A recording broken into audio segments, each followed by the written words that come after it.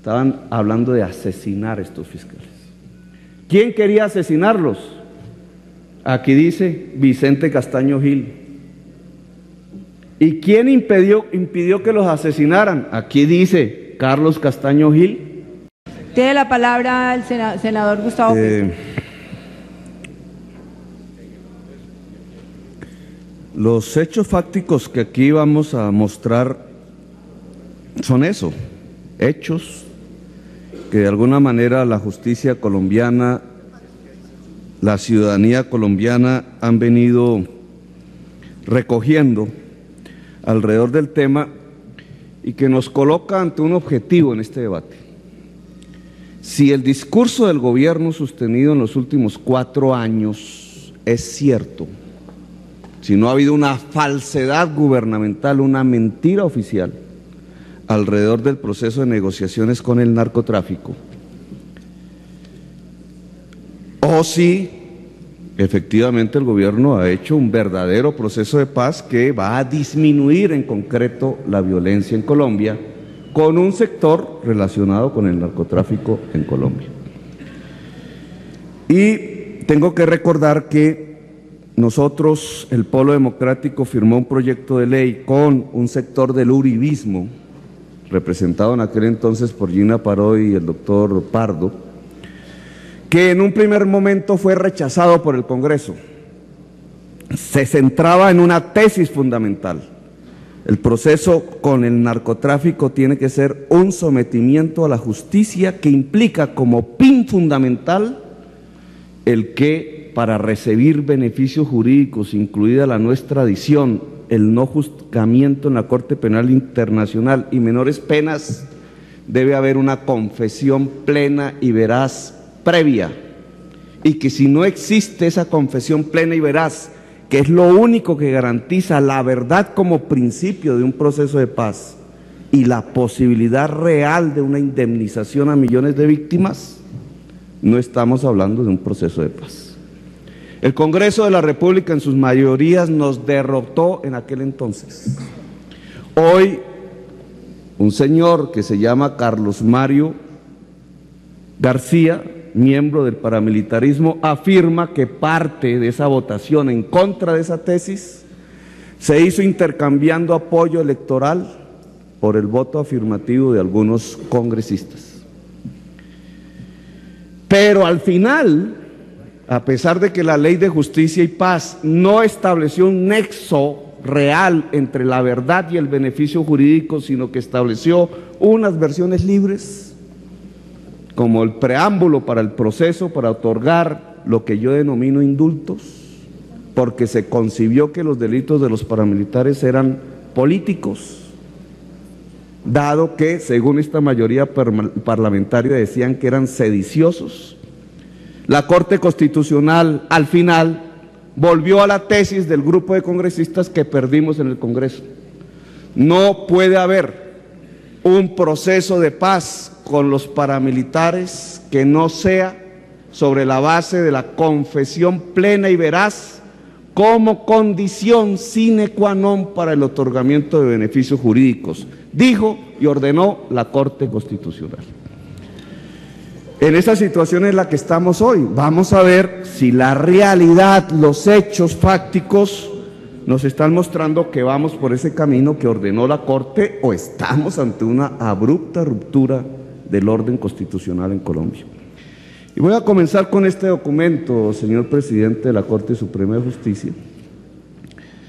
Este es un documento histórico de varias páginas. Fue hecho por el abogado Gustavo Salazar Pineda, famoso en Colombia, y también aparece la firma del señor Rubén Darío Muñoz Valencia, que para entonces, ¿cómo estamos? ¿Qué tal?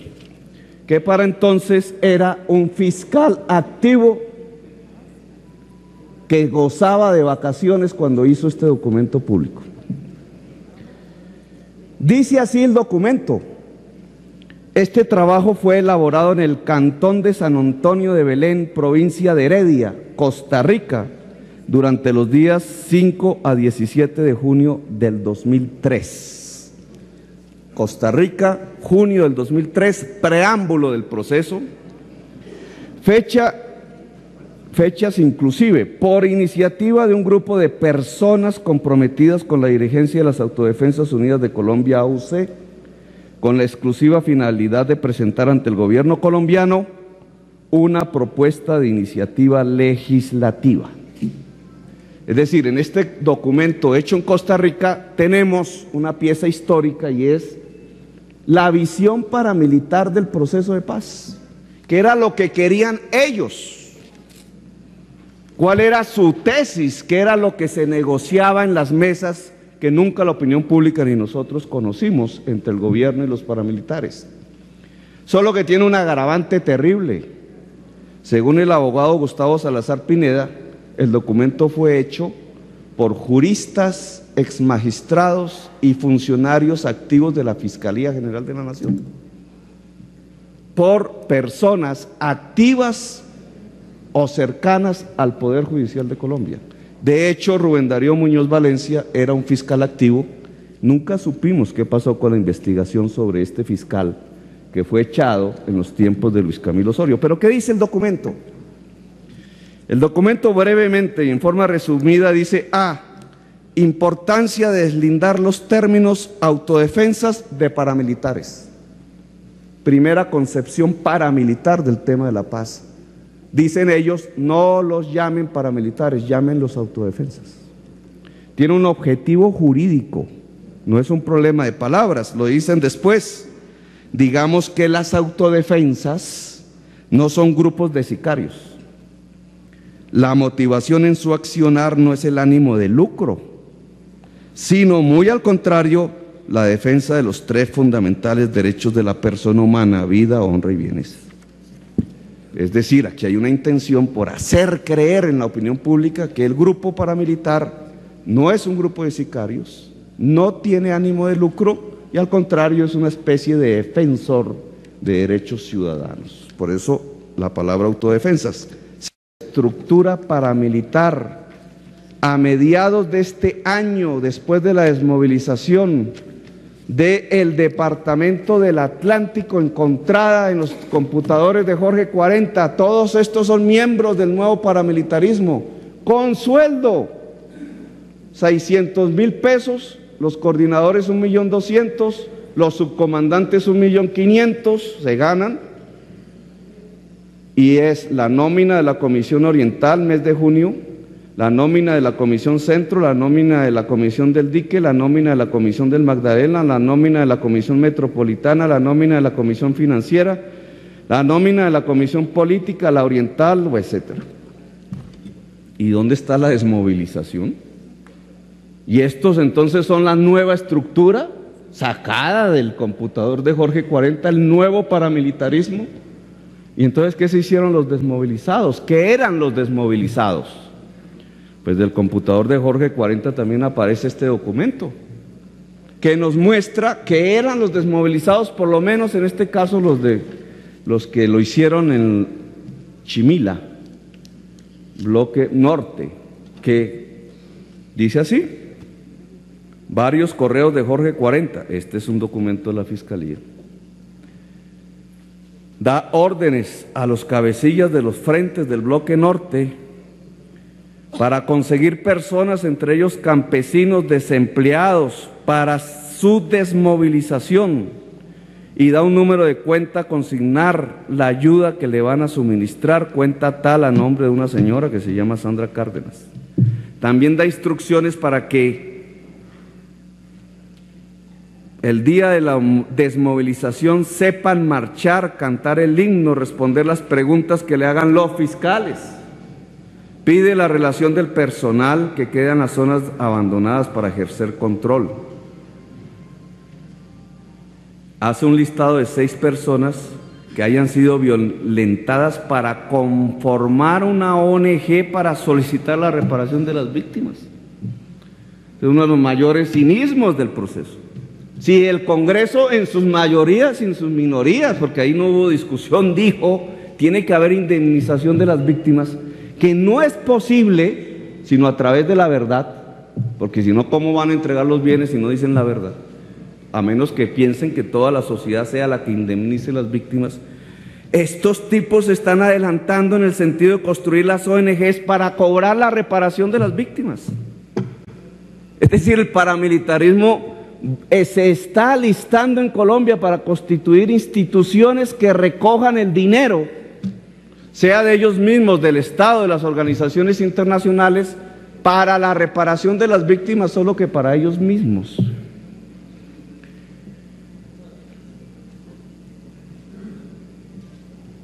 Entonces dice otra parte, Jorge 40 ordena a Antonio alias que deben buscar y reclutar a personas del común para la desmovilización, campesinos, campesinas, gente de Barranquilla que quiera desmovilizarse haciéndose pasar como milicias. Entre la gente que muestren lo mejor, le ordena buscar un sitio para concentrarlos allí y enseñarles por lo menos a marchar. Orden cerrado, la oración y el himno de las AUC, asimismo que les recuerde a sus hombres que habrá una bonificación por varios años, 358.000 pesos, ahí van los impuestos de los colombianos, ahí va la partida que ya suma en este momento por 2 años 100 millones de dólares, más derecho a la salud para el desmovilizado y su familia, seguro de vida por igual tiempo, en fin. Todo eso le llamará la atención a la gente que no tiene con qué comer. Después de desmovilizados, los ubicarían en un punto de responsabilidad dentro de la red y no tendrían ningún problema, porque por cuanto aparecerían como milicias con la sola responsabilidad que lleva puntos suspensivos. Entonces, los 41.000 desmovilizados, resulta ser, señor ministro Holguín, que si por lo menos es como en el caso del bloque norte, pero usted sabe que es igual en el cacique Nutibara y usted sabe que es igual en los demás bloques, es de gente que nunca fue paramilitar, sino que por conseguir comida fácilmente, porque se están muriendo de hambre en Colombia, terminan enrolados 2 meses o 2 semanas antes para ser mostrados por televisión, para que la sociedad colombiana y el mundo tengan confianza de que efectivamente se acabó el paramilitarismo en Colombia. Desmovilizaciones falsas, tengo que decirles, el presidente le mintió a la sociedad colombiana. Ni un muerto más, hay 3.005. Ni un secuestrado más, hay 338 según la Fiscalía, que el gobierno ni siquiera les ha interrogado en dónde están. Si ha negociado 4 años con ellos, ¿cómo es que no han preguntado en dónde está uno solo de los secuestrados? Si no les ha interrogado, hoy son desaparecidos, no secuestrados. Y si el gobierno no ha hecho nada por recuperar esos desaparecidos, son desaparecidos forzados. Y si son desaparecidos forzados, estamos ante un delito de lesa humanidad reconocido por toda la civilización humana, solo que en convivencia con el gobierno del presidente Álvaro Uribe Vélez. Bueno, este es el tema del gobierno. Hasta aquí llegó el gobierno. Realmente no detuvo la muerte, no detuvo el traqueteo, no detuvo la aparición de nuevas estructuras paramilitares, dejó engañar a la sociedad colombiana con desmovilizaciones falsas.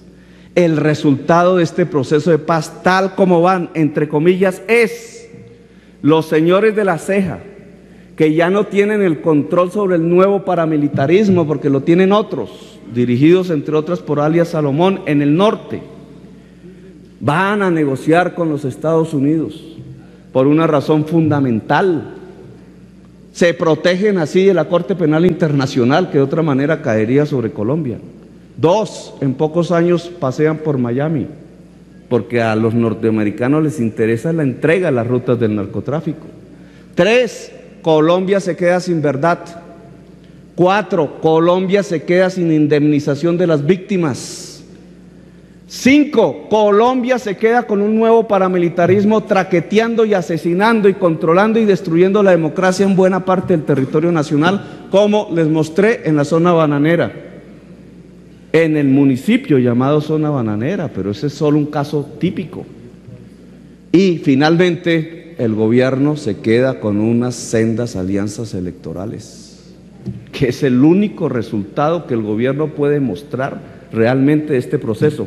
alianzas electorales dentro del Congreso de la República, porque los que aquí nombran del Congreso votaron por el cambio constitucional para la reelección del presidente. Sin los amigos del narcotráfico en el Congreso, el presidente de la República no hubiera podido cambiar la Constitución para permitir la reelección. Necesitó una alianza con el narcotráfico dentro del Congreso y fuera del Congreso también, porque ¿por quién votó el alcalde Funge y el concejal Félix Sarmiento y las estructuras paramilitares que controlan concejales en Sucre, Córdoba, Magdalena, Cesar, La Guajira, Atlántico, Antioquia, el Valle, el Huila, el Tolima, etcétera, y la ciudad de Bogotá, si no fue por el presidente Uribe? Esa es la única ventaja que hoy se puede asomar de una valoración de los hechos fácticos de este proceso. Ahora, y esta es la parte final, creo que me quedan 5 minutos, el balón pasa a la justicia. Y por eso habíamos invitado al presidente de la Corte, al fiscal, que no era para contarnos qué era lo que había en el proceso. El fiscal se anda equivocando demasiado. Y al señor procurador. Porque el proceso se puede salvar. Y salvar en el sentido sano de la palabra, y es que la sociedad colombiana recupere la verdad, se indemnicen las víctimas y el paramilitarismo se acabe en Colombia. Ese es el objetivo de la sociedad colombiana. El objetivo del Polo Democrático no es enterrar hasta la muerte y en cadena perpetua a los narcotraficantes de este país. No, ni nos importa un bledo eso. Ese no es el objetivo ni de nosotros, ni creo que de la sociedad colombiana. No, el objetivo del Polo Democrático, y creo que de la sociedad colombiana, es que la verdad salga, que se entreguen las fosas, que se le entreguen los restos a las víctimas, que se indemnice a las víctimas con millones de tierras que, discúlpeme, señor Mansur, el proyecto de ley del gobierno intenta perpetuar en manos del narcotráfico paramilitar de este país. Esa es la tierra para la indemnización de las víctimas, y hoy por ley, a través de este Congreso, quieren quitar la opción de una vía campesina y granjera para el campo colombiano. Eso es lo que queremos nosotros, la verdad, la justicia y la reparación de las víctimas. El único que hoy puede salvar esa posibilidad, e incluso salvar a los paramilitares mismos de la justicia internacional, a los de las viejas estructuras, a los que están en la ceja, porque a los de las nuevas estructuras ya no los salva nadie, por la repetición que decía Luis Carlos Avellaneda, es que decidieron repetir el crimen, como algunos congresistas decidieron repetir sus interlocuciones con el narcotráfico, cuando ya se había advertido desde el proceso 8000 que ojo que eso conduce a la cárcel. Pero no, así hay gente que repite, que no toma. Y en la justicia internacional repetir es caso. El nuevo paramilitarismo, al repetir el crimen, se condena ante la Corte Penal Internacional, ya no hay opción. Pero el viejo paramilitarismo de la ceja puede tener, y ya voy a terminar, doctora, puede tener una salvación, como puede tener un proceso de negociaciones con el narcotráfico, una salvación si la justicia actúa. Y yo voy a hacer unas cortas apreciaciones de lo que creo ha pasado en la justicia, porque este debate comenzó con la justicia. El documento original que le dio virtud a todo el proceso que hemos vivido en estos años lo hicieron abogados fiscales en servicio activo, y dice el abogado, exmagistrados, en pagos por el narcotráfico y en función de los intereses del narcotráfico. Y es indudable que algo ha pasado en la justicia. ¿Por qué no ha habido justicia? Las pruebas sobre la clase política de Sucre no aparecen en el computador. Vienen desde el año 1997. Las fosas comunes de San Onofre, presidente de la Corte, no fueron descubiertas a través de una confesión plena y veraz de este proceso, ni por el instinto sabueso de los funcionarios de la Fiscalía. El sitio exacto estaba indicado desde el año 2001 en la Fiscalía Regional de Sucre. 2001, y nunca fueron capaces de ir a desenterrar, o desenterraron en sitios que no eran el sitio exacto donde el proceso indicaba. ¿Por qué? ¿Por qué si estaban las pruebas? Si a Nelson Stam ya lo señalaban en el 2001 confesar con paramilitares confesos, si el señor Ángel Villarreal ya desde el año 2001 se le había sindicado dar el primer cheque para el primer grupo paramilitar en La Mojana, si al gobernador ya se le había sindicado de asesinar al alcalde del Roble y lo había hecho la víctima, el alcalde del Roble, si el paramilitar ya había dicho, confeso, que era Arana el que había dado la orden, si un pariente de un magistrado de la Corte Suprema aparece trasladando la orden del gobernador para asesinar a un alcalde, aparecen esos procesos. ¿Por qué no pasó nada en tantos años? ¿Por qué se dijo que el testigo era falso? Y de paso le pegaron un tiro en el pulmón en un atentado en las calles de Sincelejo. Resulta que el testigo incluso había dicho quién había dado la orden del asesinato de la fiscal Yolanda Paternina, y el testigo de ese hecho fue desaparecido, y sobre la base de su desaparición en el proceso en la Fiscalía se llegó a afirmar que entonces el testigo no tenía credibilidad porque no aparecía, y acaba de aparecer en la fosa común de San Onofre. Y el fiscal no se da cuenta ni siquiera de quién es, un testigo que había sido protegido por la Fiscalía y que era quien tenía la información clave para saber quién había matado a la fiscal Yolanda Paternina, proveniente de la clase política del departamento de Sucre. ¿Cómo es que eso ha pasado? Y no lo coloco Sucre solamente por hacerlo. Pues yo le voy a dar una tesis, señor presidente de la Corte. Señor senador, ¿cuánto más? No, ya mira, me quedan 3 páginas. ¿Cuánto? Ya 3 minutos. Este es un documento que yo hice a conocer hace tiempos. Está firmado por un informe de inteligencia por Centauro 3, yo ya puedo decir quién era. Es el ganadero Eduardo Delgado del Casanare,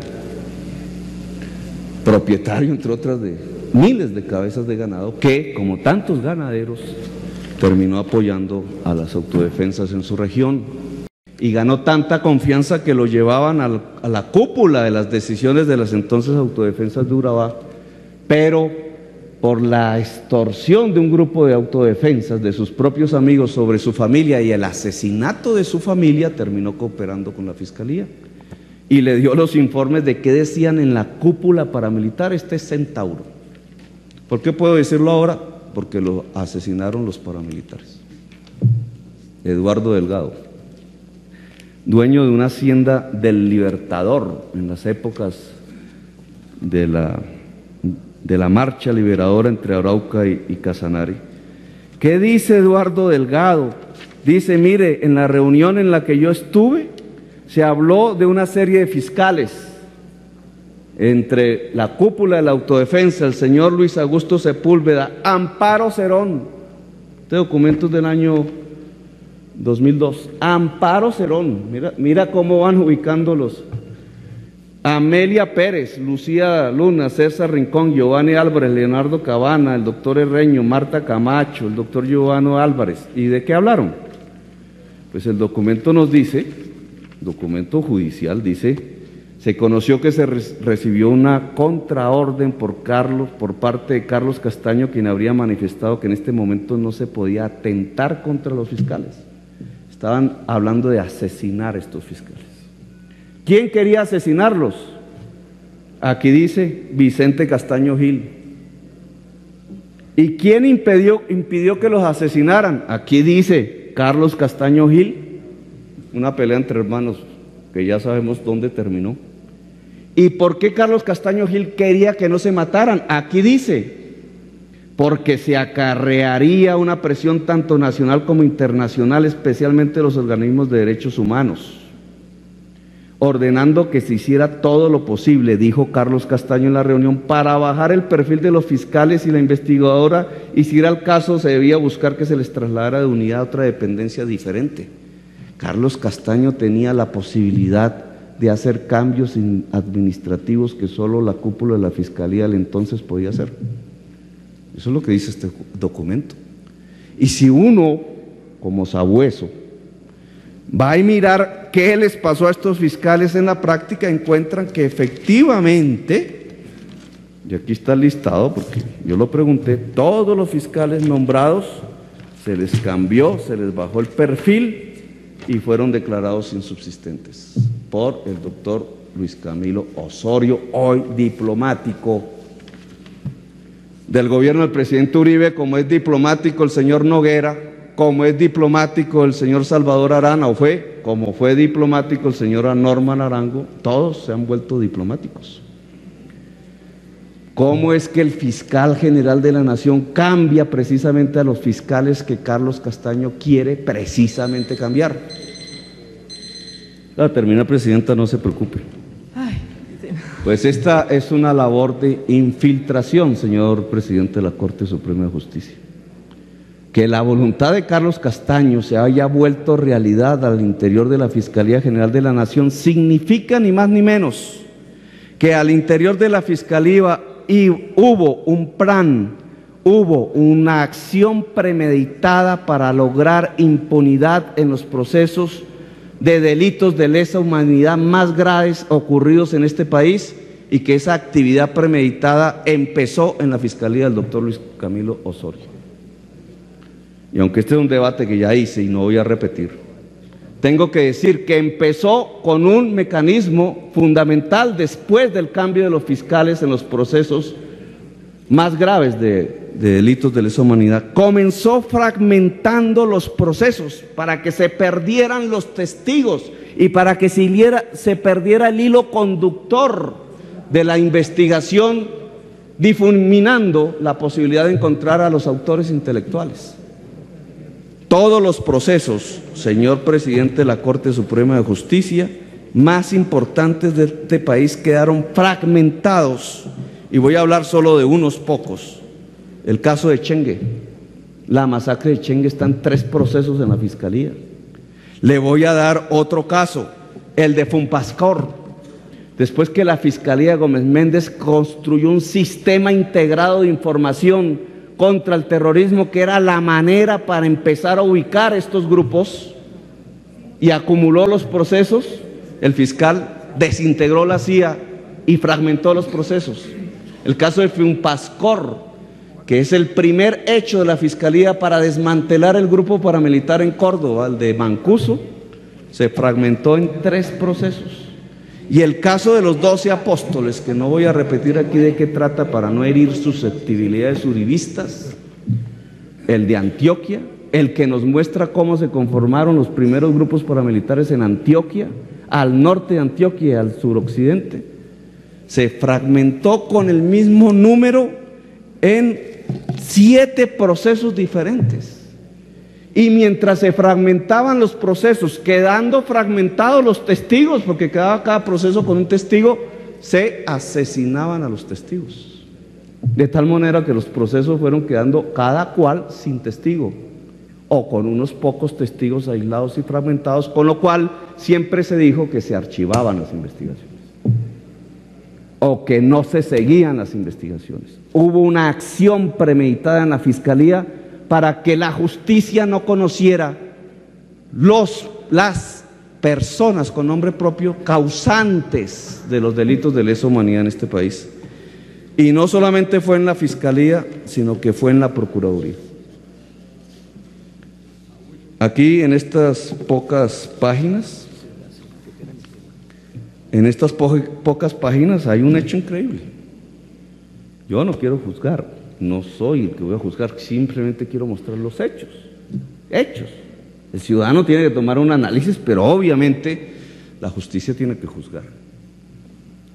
Pero aquí en la Procuraduría, en esta hoja, es un proceso, ustedes encuentran un párrafo, se trata de la masacre de Macayepo, no de cualquier otra cosa.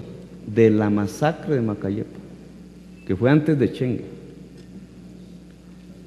Dice, segundo, está en la parte resolutiva de un proceso disciplinario, dice, segundo, formular el siguiente cargo al señor Álvaro Alfonso García Romero en su condición de senador de la República: haber obrado en connivencia con grupos al margen de la ley de las autodefensas al conocer desde el 6 de octubre del 2000 que las autodefensas actuarían en la Macayepo, Bolívar, y permitir de manera pasiva que irrumpieran en esa región, omitiendo el deber de prevenir y garantizar los derechos humanos a que están obligados los servidores públicos. Con la conducta presuntamente irregular anteriormente descrita puede estar incurso en falta grave al infringir la siguiente normatividad. La pregunta no es si el senador es o no es. La pregunta es, ¿y entonces qué pasó con esta acción de la Procuraduría? ¿Qué sucedió con esto? Porque la prensa mostró otra cosa. La prensa mostró este segundo informe o resolución de la Procuraduría, diferente, pero este sí firmado por el Procurador General de la Nación, José Maya Villazón.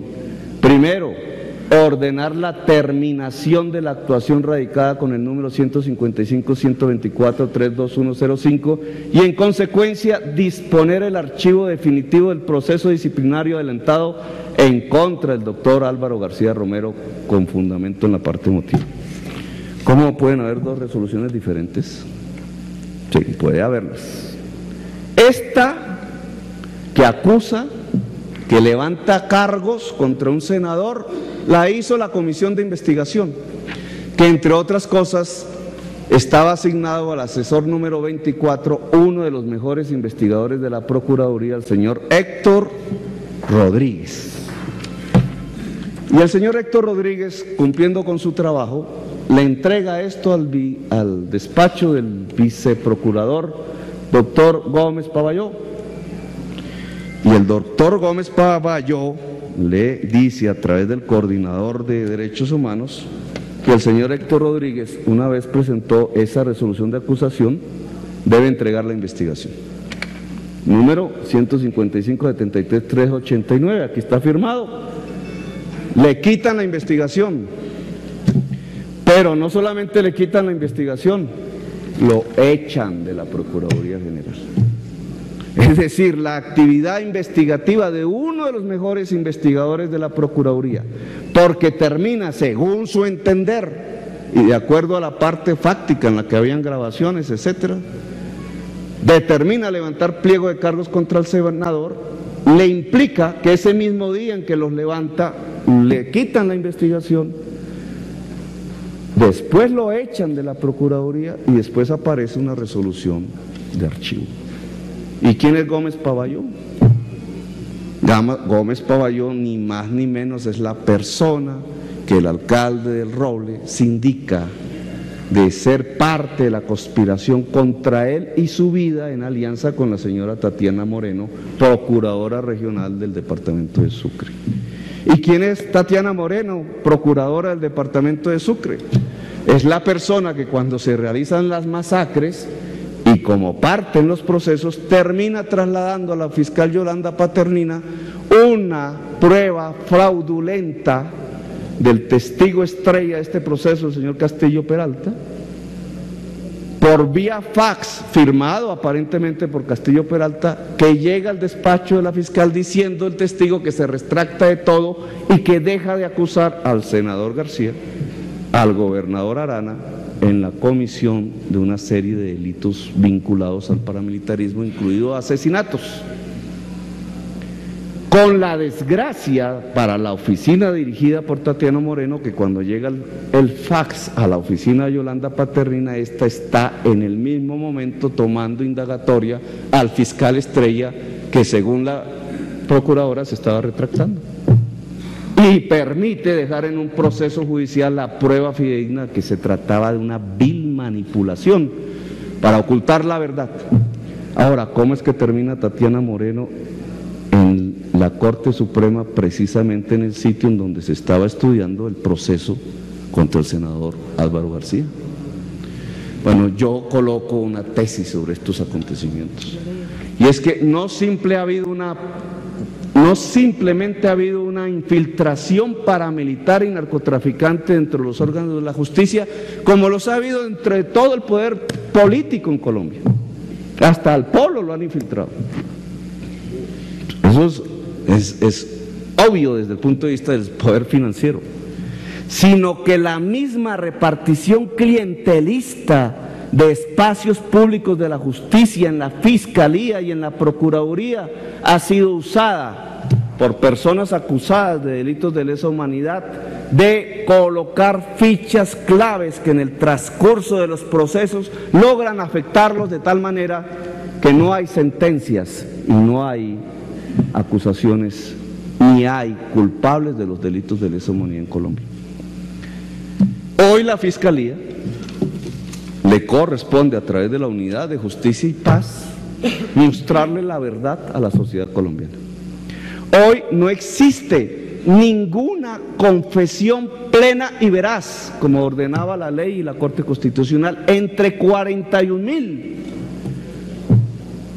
falsos o verdaderos desmovilizados. No existe una sola confesión plena y veraz. Nada de lo que aquí sale ha sido confesado por los paramilitares, ninguna fosa común ha sido entregada por la cúpula, ningún bien, ninguna red narcotraficante, ninguna ruta, ningunos laboratorios. Hoy a estas alturas, después de 4 años de debates, no existe verdad. Y la poca verdad que ha aparecido ha sido gracias al fruto de funcionarios judiciales honestos, de ciudadanía y de medios de comunicación. Y entonces el proceso de paz del gobierno, hoy le toca a la Fiscalía mostrar la verdad, ese es su reto. Si la Fiscalía no lo hace, y lástima que no esté el fiscal, si la Fiscalía no lo hace, el proceso fracasará en una modalidad que no se había previsto. Los señores de las cejas se irán a Estados Unidos y se irán contentos, no tristes, pero en Colombia quedará un nuevo paramilitarismo asesinando incluso a integrantes de esta corporación, asesinando a ciudadanos. La verdad no garantizará la indemnización de las víctimas y tendremos 3 millones de personas. Y es la hora de evaluar la discusión que tuvimos hace unos años en el Congreso. ¿Era válido chiflar a Gina Parodi? ¿Quién chifló? Muriel Benito Rebollo. ¿Por qué chiflaba Benito Muriel Rebollo? ¿Por qué chiflaba a Gina? ¿Y qué es hoy Benito Muriel Benito Rebollo? ¿Y su hermano qué es hoy? ¿Y dónde aparece ella vinculada aquí en los computadores? Es decir, que este Congreso de la República y el gobierno del presidente Uribe fueron capaces de aceptar la rechifra de una persona vinculada al narcotráfico, aliada al gobierno, contra los propios militantes de los partidos del gobierno, solo porque los intereses de estas personas aliadas al narcotráfico se expresaban en una ley aprobada por este Congreso, dice Carlos Mario, gracias al apoyo de algunos congresistas que cambiaron a favor el voto de ese proyecto de ley porque les dieron apoyo electoral en muchas regiones del país. ¿Quién tenía razón? ¿La risa de Muriel Benito Rebollo o la dignidad de Gina que se retiraba del recinto? A estas alturas y haciendo la valoración de lo que ha pasado. ¿Y qué puede responderle el gobierno de Colombia al mundo sobre lo que ha hecho alrededor de este tema? A la sociedad colombiana sobre la cual ustedes dejaron asesinar 3.005 personas. Y a la historia de este país sobre la cual va a quedar el hecho de que tenemos hoy un narcotráfico paramilitar más salvaje, más poderoso, más asesino del que dirigían los señores de la ceja, como resultado final de una política gubernamental del presidente Álvaro Uribe Vélez. Pues este es el tema, señora Presidente, de un simple cotejamiento, simple, de unas pruebas, de unos indicios que surgen de una simple captura de un computador en una región entre Barranquilla y Santa Marta y una política oficial de un gobierno de la cual esperamos hoy respuestas. Muy amable, señora presidente. Gracias, senador.